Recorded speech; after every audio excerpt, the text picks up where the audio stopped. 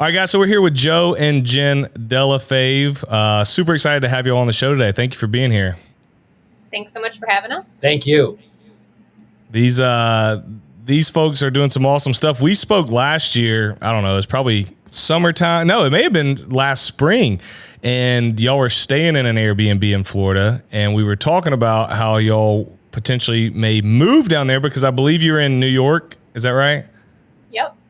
Yeah. Frosty free New York. Yeah. Yeah, it must have been early in the year because you were in Florida. You had escaped New York. So it was probably February or March.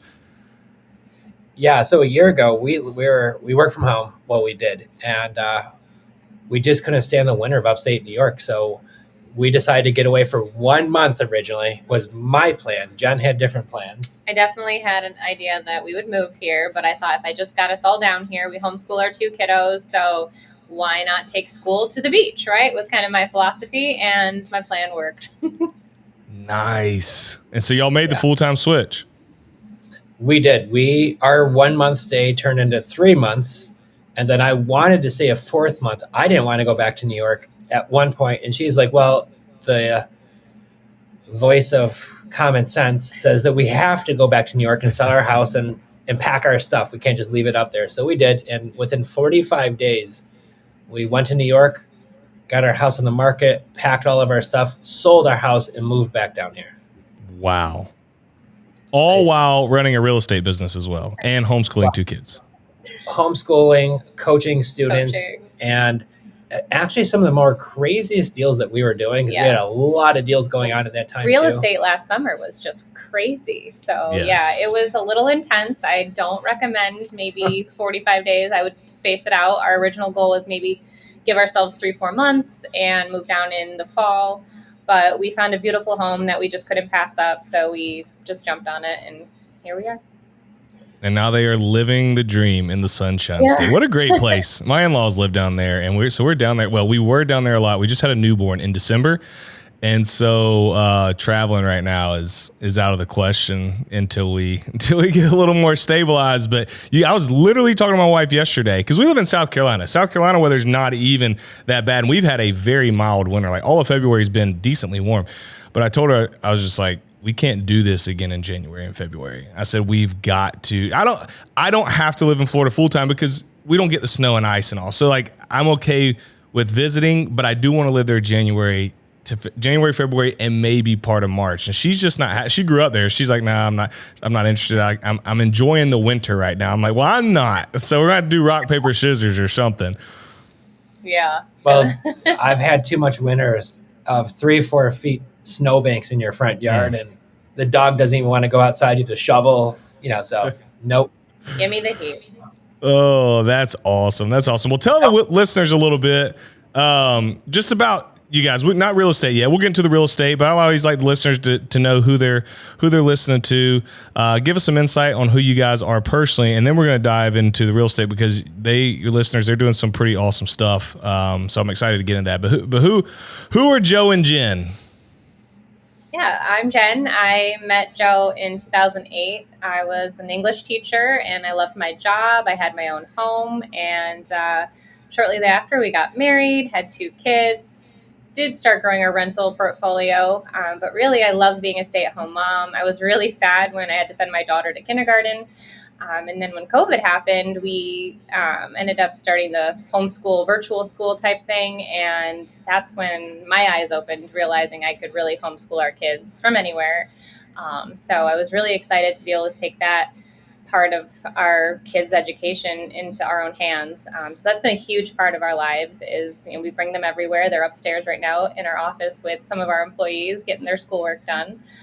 That's cool. We're like full-time residents down here in Florida. I'm so happy to be here. And, I got started in real estate in 2000. I wholesaled a house, but then I got a normal job like everybody else. I was a finance manager at a car dealership, sold cars for like 2 years, and then they moved me into management, which was great. Bought my own house. I meet this lovely young lady who was a teacher, and she owned her own house. I owned my own house. And we're only dating for a handful of months, and I'm putting an offer on some like junk house. And she's like, what are you doing? I'm like, I already wholesaled the deal before, and this is a great way to, so I'm explaining it to her, and she just kind of like rolled her eyes at me as we're in Vegas because we were on vacation. But lo and behold, we started burring houses in 2008, which we didn't even know that was a term. We just thought we had some technique that was like so cool that, we buy the house, renovate You thought it. you had a technique. Well, we didn't know it had a cool name. Yeah, tell the listeners, what is burr? A lot of folks listening know what the burr method is, but tell them what that strategy was for you guys. So that's when you buy the house cash. It's a fixer-upper.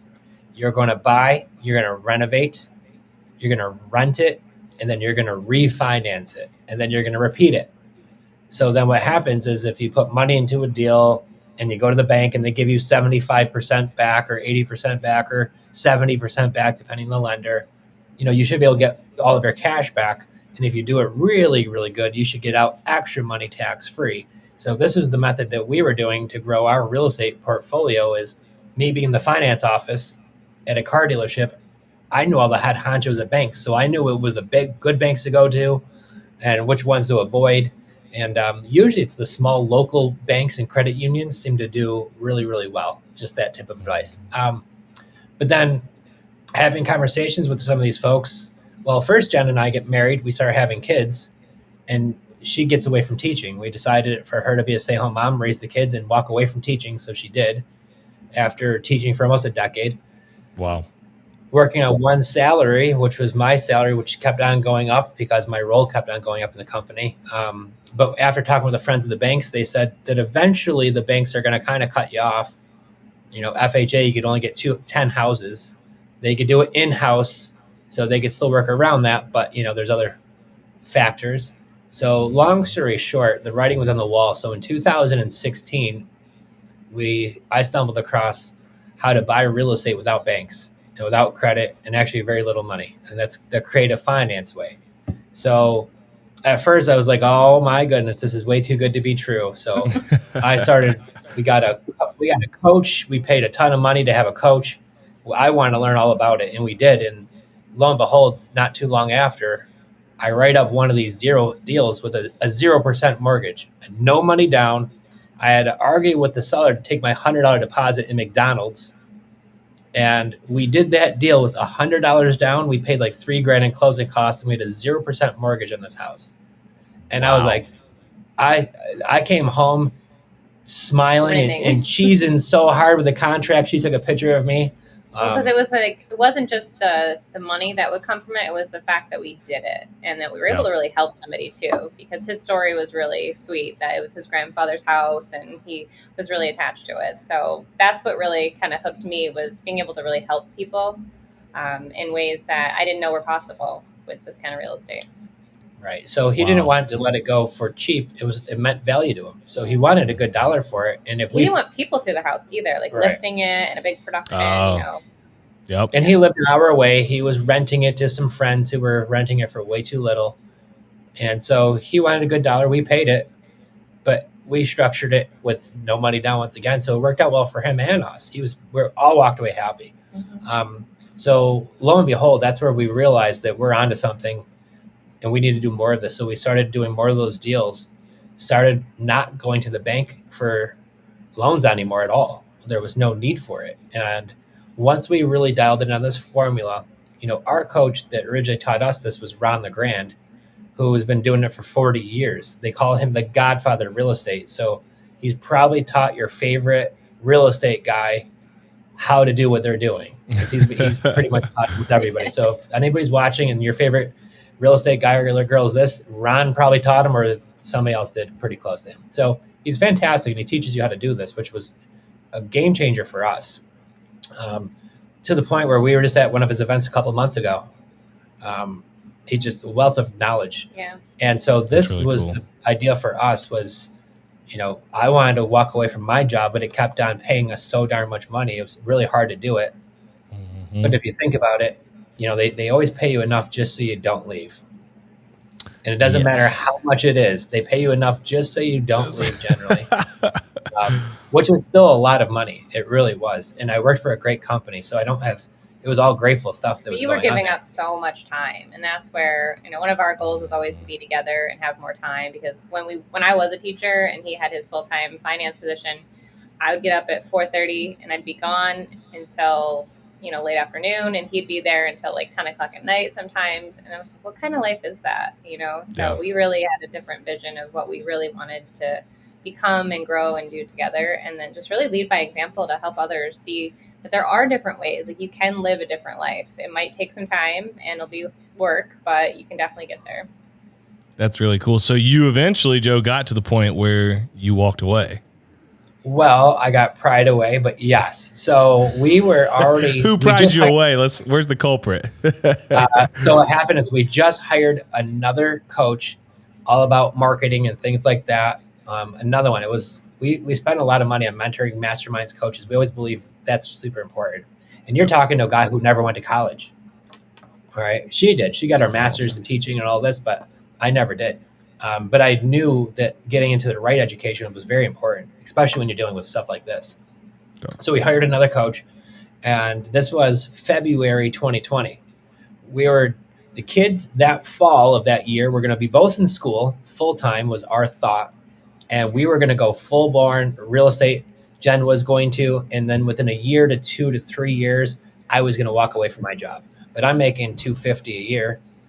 So it's not easy to be done. And then literally within like 3 weeks later, COVID happens. And when we were in New York, everything closed. Yeah. Everything. Isn't that crazy? It was nuts. Yeah. March 12th, 2020 was my last day at work. So I'm coming up on my anniversary within 6 days. So what happened for me is I take a medication for my Crohn's. My doctor said, Joe, you go to that place. We don't know what coronavirus could do. You could be dead. We don't know. Because I take a medication that lowers my immune system. So I couldn't envision my wife being in her 30s with 2 little ones being left behind with me not being there. I could not imagine it. So we had to take that plunge. We were some of the people in the beginning of COVID, especially, like, we didn't go anywhere. Yeah. Like, there was 4 of us and a dog in a house. 2 dogs. And snow, cold, and all that. Like, we stayed inside like straight hermits. We went on Zoom and all the other, not even Zoom, but like Facebook Lives, doing a lot of cool things for real estate, thinking that, I'm going to go back to work in a few weeks. And then I actually have a recording on my phone. It was the end of March. I was testing out some new recording, like camera or whatever I had. And I was like, yeah, I can't believe it. I'm not going to go back to work. I'm going to be doing this full time. And from now on, this is what it is. And how exciting. It was like, March 28th or something. So after a few weeks, it finally sunk into my head that, like, there's no going back. This is what it is. I'm not saying we burn the bridges, because I'm still friends with all the old. Yeah, but we burned the boats, was the saying. Yeah. There's no retreat. What was that feeling like? Like, well, I'm sure, like, I guess COVID probably helped it. It probably helped that decision, but there had to be a little bit of, I don't know, fear's the word, some anxiety, pits in the stomach. But then it probably led to this newfound, my guess, is this newfound sense of freedom, and like a free bird, you can do whatever you want. That took longer than you would anticipate would happen. There's a lot of internal cuss words I was saying to myself, like, holy cow, this is happening. Like, that was going on in my head, because I was doing this for 20 years at this point. So I feel like I grasped it a lot sooner than he did. So I was like getting to work, like organizing our schedule and what our life was going to look like. And he was kind of just like looking out the window. Like, what do I do? You're going to get to work. Like, here we go. So yeah. Well, when you have that structure, when you're used to having that same thing every day, and then it rips away from you. I had something similar, not near to that degree. But when I first came out of college, I was driving a box truck at Centos. And so every day I knew where I had to be, route, what I had to deliver. Well, then I got into sales, and sales, this was pharma sales, medical sales. There was no structure. And again, it was still a job. So it's not the same as you went through, but it went from, hey, I'm used to doing this for so long, to, all right, like, what does my day look like? And so in multiplying that with what you did with totally leaving your job, I would have felt like a fish flopping out of water. That was for weeks and weeks, which was kind of strange. But yeah. So, but then we got right to work. thank goodness we had mentors, looking back, because they were the ones who I remember sitting there. It turned to June, and I'm like, I'm just so tired. Like, I wake up and I go all day and I put my head on the pillow and I'm just running ragged. And they look at us and they're like, you can't do this alone. If this is your full-time thing, like, you have to start hiring people. And we looked at each other, we're like, oh, wow, okay, this is happening. And that was like the major turning point. Literally that call ended and like we both picked up our phone and started messaging people. Yeah. And we had staff within like, a week. Yeah. Wow. So let's take a step back real quick, and then I want to dive into what you guys do. Okay. Because what you do isn't as prominent as the BRRRR strategy or, just traditionally buying. Why real estate in the first place? Before you did what you're doing now, there's so many different ways you can go with your money and you can invest. Why real estate? So I grew up semi-poor. I grew up as a landlord's son who had multifamily properties in war zones and, in our city, in the toughest parts of the city. And seeing that, I didn't want to do that. But I loved the fact of what real estate could do for you if you did things the correct way, which I didn't know that, my family went bankrupt when I was in high school. And, all of a sudden the houses weren't there anymore. And I couldn't figure out in my teens what that all meant and what was going on. But they were struggling financially. So like when I had holes in my shoes at a young age and I said, I need a new pair of shoes, they didn't have the money to do it. And you walk to school and there's snow and your socks are wet all day long. I knew that wasn't going to be the life for me. And I realized I was going to have to do something more, right, than just a 9-to-5 job. And I always saw folks who owned real estate and some of the things that they were able to afford. I could not believe it. And they were just regular guys, regular people that you were just the neighbor who owns 14 houses and they're always going on trips and they had money and they're the millionaire next door that you would never suspect of them being worth millions of dollars. So that was always, to me, at a young age, I always thought as if, success is like, why not me type of attitude. Like if there's somebody's got to be a millionaire, why not me? So I had that. And I don't even know when that thought popped in my head, but it was young, very young, because I saw everybody who had the nice stuff. So I knew I wanted that. So I knew for a fact, real estate was going to be one of the avenues. And I haven't got into it on accident. I was at a friend's house. We were hanging out and he bought Ron LeGrand's course in 1999, had it sitting in his closet collecting dust for almost a year. And it's August and I'm at his house and he was tearing all the stuff out of his closet. And literally one of the things he's tearing is like shoulder pads, baseball equipment. Here's this real estate course. And I was like, what's this? And he's like, yeah, I bought this with late night with my mom in an infomercial. It's about how to buy houses with no credit. And I'm like, you never even opened it. It's still got the cellophane wrap around. He's like, I know, I never even got a chance to open it. And I asked to borrow it. And after I read the book, listened to audio cassette tapes and watched the VCR tape, I wholesaled a deal in 1 month and I made like $15,000. Jeez. So and you were hooked. I was so hooked. So why real estate? I saw some stuff early on. Yeah. And then that check when I'm, 22, 23 years old and you get your hands on that kind of money, it might as well had 5 zeros after. I thought I was rich, right? Yeah. So you were rich. Hey, $23,000, 15 or 23 years old, $15,000. I mean, nobody else is doing that, Very little people are. I will tell you, and this was so early, there wasn't YouTube. There wasn't Instagram. There wasn't TikTok and none of this stuff going on. So Google. Maybe Google, and I don't think anybody used it yet. Yeah, nobody knew about it. Yeah. So that's what life was like for me back then. And after I did this, I just knew, right? So I knew I had to get back to that high again. And no matter what, if I did it once at that age, getting older, better, smarter, with more connections would only be a smart thing to do. So a lot of folks at my old job would always talk smack about, you're making all this money at your job. Why do you even have to worry about this real estate stuff? You're wasting your time. And I'm like, you guys just don't get it. And then nobody could predict COVID to where, luckily for me, I have that option to do something different, right? I didn't have to legitly potentially put my life at risk and be forced to go back to work in order to support my family. If I didn't have real estate and I didn't know creative finance, that we could buy real estate without banks now too, because that was a big, big decision. If I still had to go and have a W-2 and get my credit checked and show them all my last 2 years of W-2s and come up with all the run a mile in under 6 minutes and all the other crazy things they make you do to get a mortgage,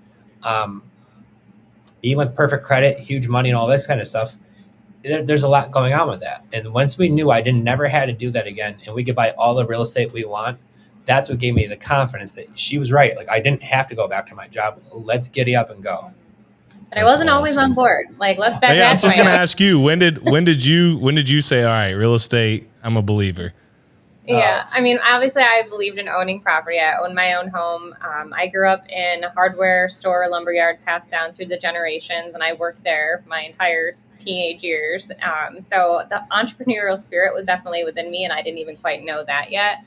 And I remember one of the first conversations we had, I was telling him about the old house I lived in and needed some work. He's like, oh, yeah, I'd like to fix up the house.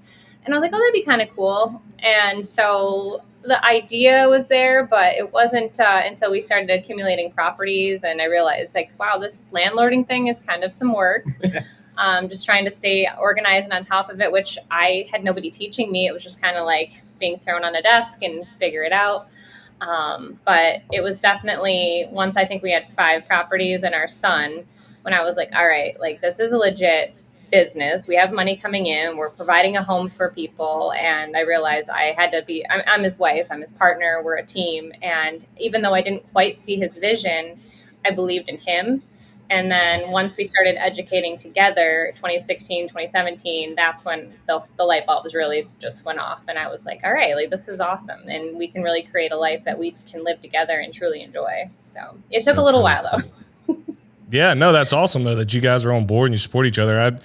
I talk to a lot of folks, and you probably do too, who one significant other is on board and the other isn't. And when you're a married couple and you both aren't on the same page and don't have that same vision, it normally has the opportunity to lead to disaster. And so the fact that you guys were able to, align those visions is huge. I would like to know, I think it's cool because my wife and I, we are, partners in everything. But when it comes to me running businesses, whether it be finance, cowboy, or real estate, she doesn't care, to really dig in and like be a part of the business. Now, there's plenty of days where I wish she would, because organization for me is not, I'm just a visionary. Let's create something. Let's go. And then I need somebody else to like put all the pieces together. And, so sometimes I feel like I'm jumping out of a plane without a parachute most of the time, but I don't have that dynamic with my wife of, hey, we're going to buy this house. Hey, we're not going to buy this house. Now, this is what it's going to look like. This isn't, it's not that big of a deal to her, which is great. It works out good. But talking to a married couple who is doing this together, what does that dynamic look like? Who has what strengths? Who wins the headbutton match? Is it rock, paper, scissors? Is it the one that folds first? How do we work through all that? It was really, in the beginning, it was a little trial and error. I remember we'd go through and I thought I would go tell the contractor everything I wanted done when we used to do fix and flips all the time. And of course, my budget was probably way out of line. And he's like, no. Like, we're doing this, and this bottom line. And I'm like, okay, fine. And I'd stomp out being a little brat. I remember like one of the properties. And then once it started turning into a bigger business and I could see that vision, we started filling the roles that needed to get done. Like, I know, like, he's not going to pay the bills and organize all of that because he is the visionary. And he's also the guy that wants to hop on the phone, talking to the sellers, analyzing the deals. Does this make sense? Whereas that part kind of makes my head spin a little bit. And I can hop on the phone and talk to sellers, but that's not my strength. Mm-hmm. So where I lied was in marketing and Facebook and social media. I really fell in love with that side of the business. And I think when he saw how much I got excited about that, and he kind of let me do my thing with it, that he was able to do what he did well. And then together we created what we've got today. And then, of course, you add in team members so you can scale and do more. But, it was a little bit of a, stay in your lane, I'll stay in mine. And if you forget something, I'll remind you nicely. We learn to take constructive criticism better and better every Yeah, but the one thing you're leaving out is that you are amazing at dispo too. So she's really, really good at that as well. Well, I had to be because you So- were working. Tell everybody what that is. What do you mean by dispo for the So listeners? when we lock up a property, we're going to have an exit strategy, and that exit strategy could be a slew of different things. We could put in we usually will buy them, and then instead of just renting, we put in what's a rent-to-own tenant buyer, and we love that method. A lot of people don't, you should look into it, but we get a large non-refundable option deposit, like a wholesaler would up front. We get monthly rent cash flow like a landlord, but without the responsibilities of the maintenance repairs because our tenant buyer does it. And then if and only if any of them do buy it out, you do get a big back end check like somebody who did a fix and flip, but you're not paying a realtor 6% because you're selling it directly to the renter, and you avoid short-term capital gains because you've owned that property for more than a year. So this is a strategy that we love. So finding the right tenant buyer, they need a substantial amount of money to put into the deal to get started. So finding tenant buyers for that, or even it could even be wholesaling, because somebody was even sharing one of our Colorado deals that today all over her social media and has all these people interested in the deal, right? Wow. And so this is something that we do. Gotta have backup buyers, guys. Always. So That's where awesome. my head, I work very well with finding buyers as well. But it's so strange for me. I love the thrill of the hunt, and I love the thrill of making the deal. Yeah, and then you want to toss it. I make the deal. I want to toss it to my dispo team and let them now find our buyer. Acquisition is acquiring the deal, and Yep. then dispo is when you're selling. So we get on generally, we do a lot of marketing. We're right now getting in the high teens, close to 20 incoming leads a day. Okay. Plus, in our CRM, we have probably close to 7,000 people in there. Currently, we're doing follow-up with. And so with having this amount of incoming leads, we have a team who kind of sort them out, kind of sift them into the right lanes and see what deals that we can make. And once you figure out with creative finance, so I always say is, the traditional method is I'm going to buy your house, and that's very black and white. It's the price. And that's all that matters. If it's the price that I'll both agree on, it's a deal, right? But then with creative finance, it's like a spectrum, like a rainbow. There's so many different ways that I could structure a deal. And I'll give you an example. That first deal we did, he wanted $80,000 for his house. That was his big thing, is $80,000. I said, fine, if I pay $80,000 and I do it with $100 down and a $500 per month payment at a 0% mortgage, and I pay the tax and insurance on top of that. So I think it was like about $750 with tax and insurance, and the rent was $1,200. So I'm into a cash flowing deal for really almost nothing, right? Yep. So what happened there? The seller got his number of $80,000 on a turnkey house that was a nice house in nice shape. I got into it at a really low payment, no money down for a nice term that I could cash flow on. So for me, that worked out well. Now, when we put in a tenant buyer who gives us 10, 15 grand to move in to the property, that pays back all of our closing costs. We have no money tied into this deal.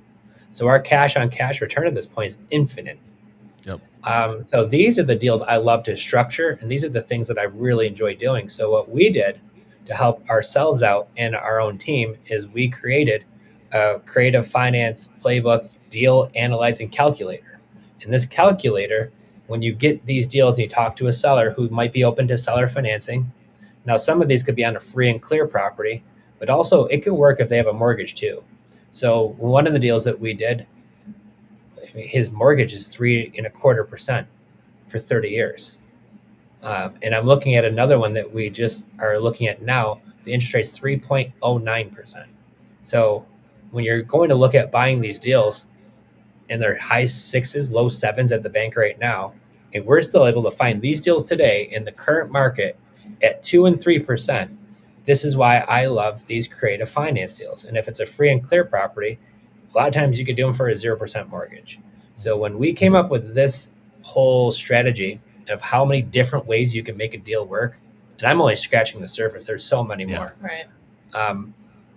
But this is what was really the key for us. And this is where we really dove into, where we could see us scaling a business, hire a team, put the right processes in place, but how to, make these deals work. And that was always my wheelhouse. Yeah. That's really cool. So when you are generating leads, so Jim mentioned you like the marketing. Number one, how do y'all generate leads? What's worked for you guys? You don't have to give away everything, but just a high level view of how you generate leads and what type of sellers fits what you're looking for. Do y'all have like a certain niche? Yeah, the avatar. Yeah, so we do social media marketing. We do it right on Facebook, sponsored ads, nothing too fancy. We do have a kind of a secret sauce to the recipe, but that's what we do. Yeah. And it's just really about keeping it personal. It's really all it is. Yeah. Personable. But the factor is our avatar seller, most of the time, is somebody who just bought a house in the last 5 years or less and are in a situation and they want to sell it. Interesting. And it's generally what it is. You'd be surprised with all of the leads that we got, the deals that we make. Somebody bought a house 2 years ago and now they want to sell it because of this. Sometimes we've had a deal where they just bought the house last month. We have one in Colorado that we're doing. The house is a new build. It's a 2,000 square foot house an hour north of Denver in a beautiful town called Windsor, Colorado. These folks just had this house built. It was completed finally of April 2022. They move in, and then she finds out she's pregnant with another baby, and they want to move to Florida to be closer to mom and dad. So they said, we're gone. So they owe $505 on their mortgage. They say, Joe, if you could give us $5,000 down, you could take over our mortgage and just have it. So how is somebody going to buy a $500,000 house in a new development in Colorado, which is in a really decent area? It's not, it's a new development. It's gorgeous. Yeah. And how do you do that with $5,000 down and cover closing costs on a new build house that's not even a year old? This is exactly it. So they haven't even been in the house for a year yet. And that's just, more recent one, but we have a ton more in the same situation. Wow. That is unbelievable. And so what would make someone, to help the listeners understand, what would make someone want you to take over their mortgage? Why wouldn't he list that? So that's a great question. Speed and convenience is one. They love how fast we can close, how easy and convenient it is. They don't have to show the house. They have people trample through, for one. And really time the closing was for that one. It was time of closing because we can move closing back or up or back, doesn't matter. But the other factor is too, if they just bought this house for a little over $500,000 and they list it with a realtor, if it sells at that price, they would still have to write a substantial check once you take out closing costs and real estate commissions. Plus, they're planning on leaving to Florida. So regardless, now they might be stuck with 2 payments while they're waiting to sell their house. And if they end up not selling it because the market has cooled off and interest rates have gone up, and if that's the case and it doesn't sell and it takes a few months, it's going to cost them more money. And then number 2, if they take a lower offer, it might cost them $20,000, $30,000, $40,000 to say goodbye to this house. Wow. So I'm in a situation right now with another one who's got a house right outside of Detroit, Michigan. The guy just bought his house. He owes $167 and they're selling it for $169. He's got $2,000. He says to me, the realtor says that the seller is expecting to have to come up with some cash, but he can't take a low offer. He can't go any lower. And I said, I'll tell you what I'll do is I'll buy the house for what he owes on it. I'll pay the closing costs, and I'll cover your 2.5% commission. And it wasn't a very expensive house. On that house, it's like $4,200. And the realtor's like, yeah, he'll do that all day long. Wow. And so you guys are taking over these mortgages. Are you setting up agreements when there is a note on it? Okay. If somebody owns it free and clear, we can talk about that in a second. Is this, what folks would refer to as subject to mortgage? Are you doing wrap mortgages? How are you structuring this? So they're both very similar, but I prefer a wrap mortgage. And the reason for that is because now I have a new note between me and the seller. So the seller could easily show my income coming in to offset the debt he has on his credit report, because they're always worried about their DTI. Can I qualify for another house down the road? Well, when you create a new note going from myself or my LLC or whatever it is directly to the seller, then they're going to be able to use that as called stated income to be able to use that to help wash off 75% of their debt is what that does. Um, so for that factor alone, I love doing it on a wrap. And once again, it also protects the seller because if the buyer, myself or anybody else, stops paying, if I have a note now that also note says that if I don't pay, you can get the house back by foreclosure. Where if I do a subject to, you're just deeding the property over to the seller or to your buyer. There's no real instrument in how to get that property back if they stop paying you. So that Yeah. could be a challenge. So that's why I prefer a wrap. They could do almost the same exact thing, and they do. Yeah. So in this situation, however, and this is where it gets even more fun, the realtor said they just had an offer for a subject to on the house. And I've never heard this before in my life, so I don't know how true this is or not, but I'm going to share it with your audience first because you guys are going to hear You heard this. it here first. The realtor tells me that he had another offer come through to buy the house subject to, and they reached out to Rocket Mortgage. And Rocket Mortgage says that the guy would have to own the house for a year first before he's allowed to sell it subject to. And I was like, the bank doesn't understand what's going on here, or something's missing. So he's like, yeah. So the realtor says, Joe, that wouldn't work. We couldn't do it subject to or on a wrap mortgage because once they see the deed transfer over, they're not going to like that. So I said, well, what we could do is we could buy it on a land contract or contract for deed, which means is the sale is completed, but the deed doesn't transfer over to my name yet until the sale's been completely paid in full. So until then, the seller's free to walk away. The sale's been completed, but the deed still stays in the seller's name. So the bank won't even need to get a notification and everything will be just fine. He says, well, if that's the case, let's go. So the success is in the small details of knowing this stuff and the small, tiny nuances, the differences, right? But once you learn how to do that and make the seller, realtor, whoever you're working with understand, it makes everybody more comfortable that they're working with somebody who's done this before. Yeah, I feel like you're having to hold their hand through the process, and you're almost teaching them. That's why you better know your stuff. Because most realtors don't know this. Title companies don't know it. Attorneys don't know it. I mean, they should, and a lot of them do. But you'd be surprised. Realtors really have no idea. A lot of them that I come in contact with. So I'll ask you this because people are thinking. I try to think like our listeners are thinking. You mentioned. You didn't say the word, but due on sale clause, right? I imagine that's something that you could potentially run into when you're messing with wrap mortgages, or if you want to do subject to mortgages. How do you guys get around that? My guess is what you just said with that land contract where the deed stays put. Is that what you do to combat that? Or have you realized that, it's really not that big of a deal? It's not that big of a deal. I take the deed. I want to own it fully and have the deed transferred over to me anyways. Like, it goes into a trust. So, the banks don't really want to own real estate. They're not in the business of owning real estate. They're in the business of lending money. So, obviously, if you pay them on time, which we always make sure we do, you pay them early. And so you make on-time payments and you have the correct insurance in place are the biggest two factors why those will happen. So if you do the right steps, the small steps to make sure that you do all of these things correctly, and make sure your payments are on time, right? And then the other factor too is make sure you're currently checking what the payment is, because there could be a slight change of escrow and your payment could have changed, right? And now you're not making the right payment on time. So just staying on top of that's important. But if you pay your payments on time and you have the right insurance, the banks don't get on your back, knock on wood. And if they do, because it could happen, I could get hit by lightning too, right? Especially where we live in Florida. It's a lightning capital strike of the world. Either way. Is. Right. So not saying it's not possible, because it is. And if it does, there's a series of things that you can do to make it okay. You don't have to panic. You don't need to freak out.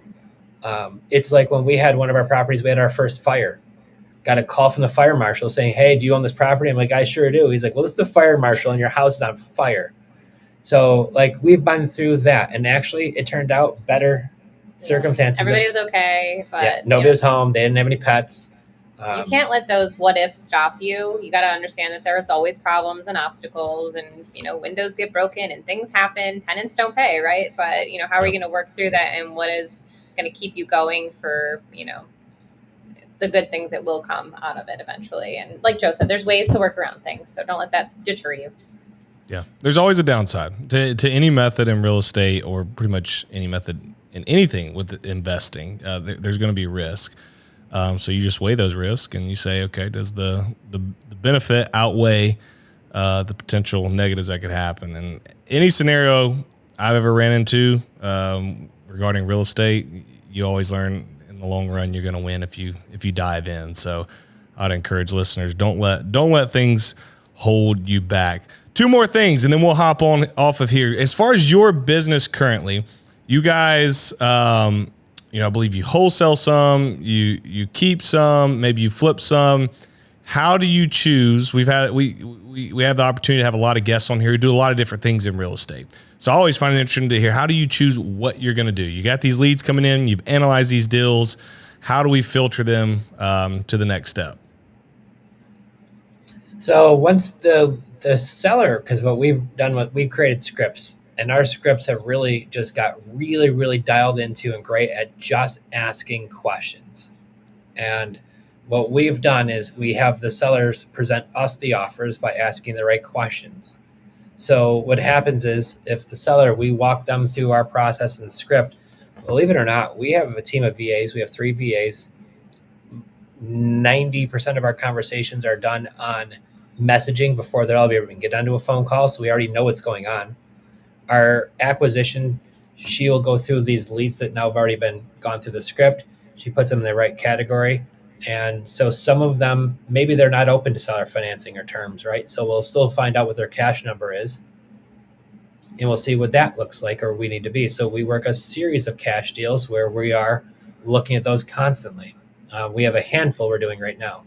I just wrote one up today on a property in Texas for $20,000. This lady's got 2 houses on one lot.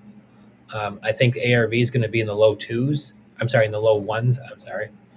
Probably about 120, 140,000. We got it for under contract for 20,000.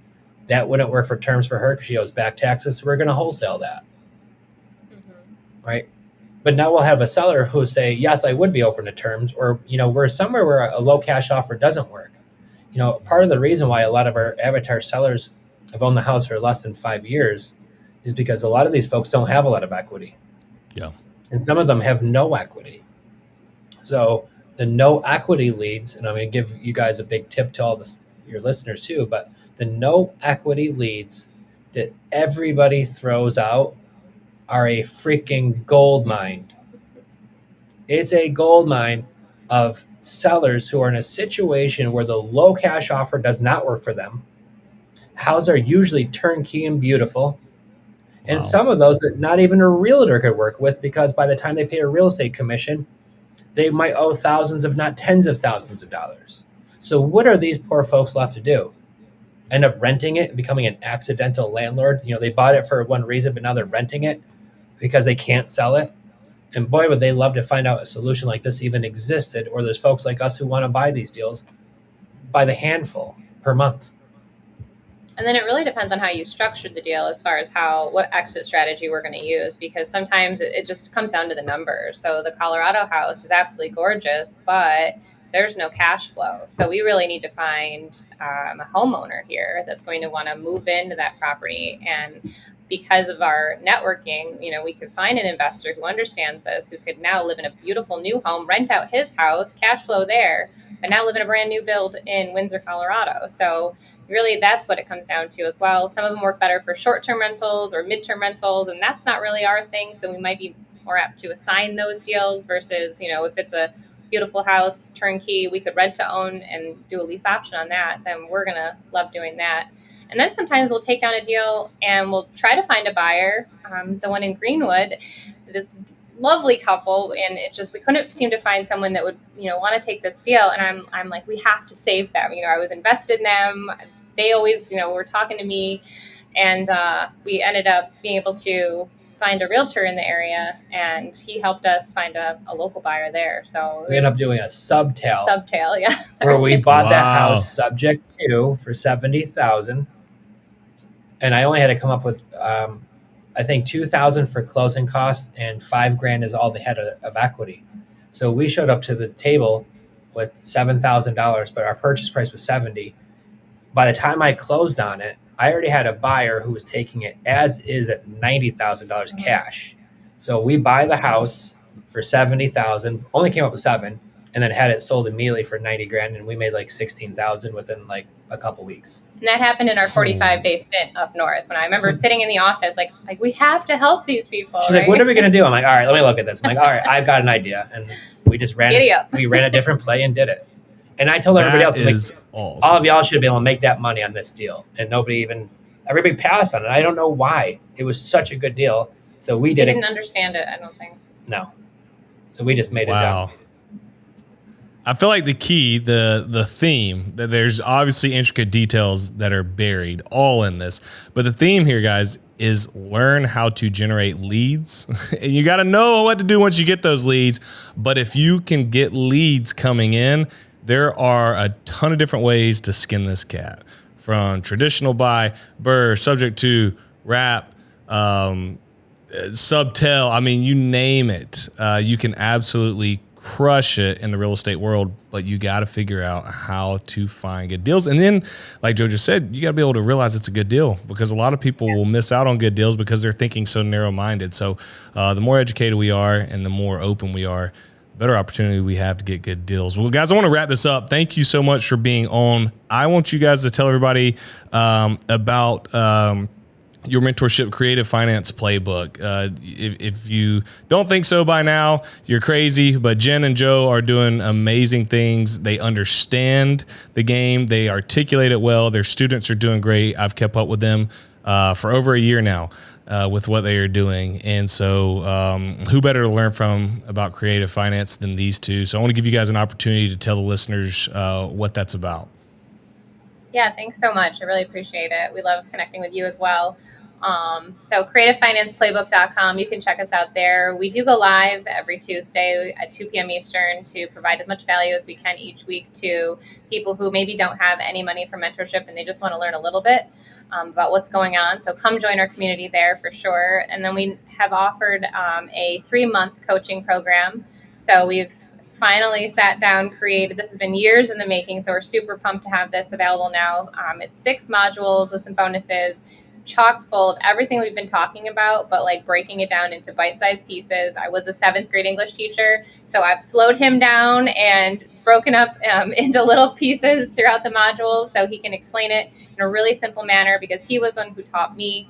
And from there, we have the scripts, agreements, tons of stuff going on in there. And then we also have even like little ebooks on there. You can check out a masterclass just to kind of see if we're a good fit. But you can also find me on Instagram. If you have any questions, I'd love to connect and just share a little bit more about how we can help you and where you're at.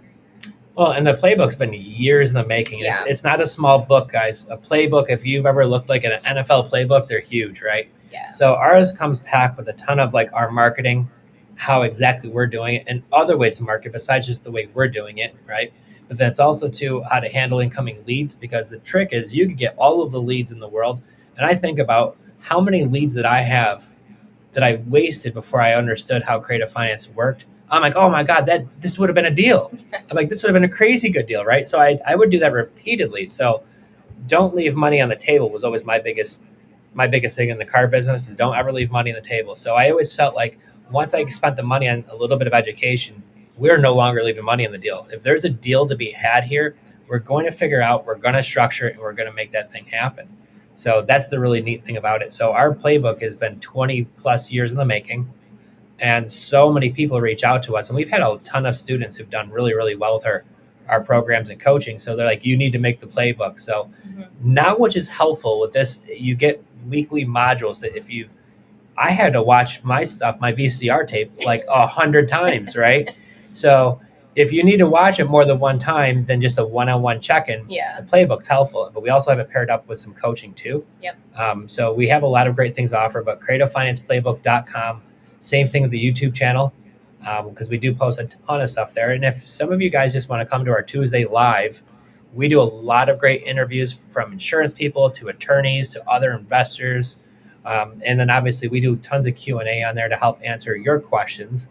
And that's free every single week we do that. So we just love giving back. That's awesome. Where is the best place for them to go to be able to contact you directly? Is it Instagram?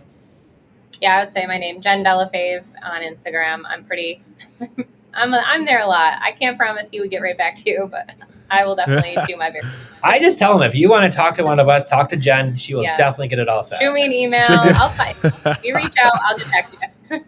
And if you have awesome. If you have a deal that you want us to take a look at, or something that you want to partner on, or something that you think makes sense for a creative finance offer, or a lead that somebody who really wants to sell but they don't have any equity, or they're in a situation, creativefinanceplaybook.com. On there's a tab that says JV with us, and submit your deal, and you can submit it. You'll talk right to our acquisition team, and we can look at that deal and see if it really is a good fit. And we can structure that one of two ways. If it's a deal that you want for yourself and you want to have like a strategy session where we could kind of talk about that, you could book that call for a strategy session. Or you might just say, hey, Joe and Jenn, I have the lead. I don't really want to keep it, but if you give me a finder's fee, and we'll gladly buy you that deal off you. And we love working with other investors. So if somebody has a deal they want to send over that you need help locking in for yourself, or one you want to sell us, we could both do it right there. Just hit the tab for JVing with us. That's amazing. You guys are doing fantastic stuff, and I appreciate you joining the podcast today. Go check them out in all the places they just said: Instagram, YouTube, creativefinanceplaybook.com. And Joe and Jenn, again, thank you. I'm excited to watch what you guys continue to do, and we'll have to have you back on the podcast. This was great. Love to. Well, you rock. So make sure when you guys come down to Florida, you come see us. Yeah. Especially in that sweet window of January, February, March, because it's beautiful down here right now. Yeah. And we're definitely looking forward to coming back. Love it. Awesome. Yeah, I will hit you up. I'll be down there. Well, thank you guys so much, and we'll see you next time.